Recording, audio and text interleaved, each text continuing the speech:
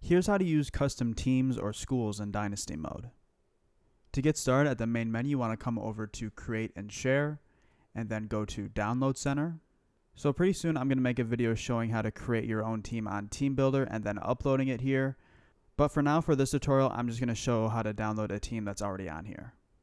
So to go ahead and download a team, you just want to go and hover over the team you want to download, select it, and then click on Download. And it'll take a minute to download. If you're trying to find a specific team or school, you can go ahead and search for it just by clicking on the search button. For me, it's triangle on PlayStation. And then you can go ahead and search for a school either using keywords or by using a username. Now that I have my team downloaded, I'm just going to go ahead and select Dynasty. Start a new one. You want to go ahead and use Cloud Multi-User. Then here you want to select Default Roster. Now here on Dynasty Setup, you want to scroll down and select Import Team Builder.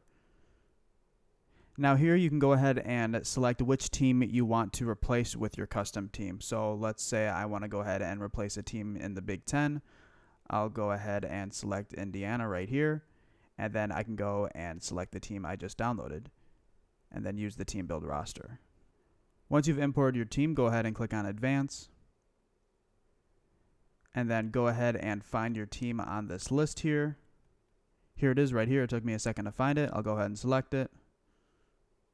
Then go through the rest of this, picking your head coach and signing your contract and all that. So that's pretty much it. If this video ended up helping you, a like and subscribe would be greatly appreciated.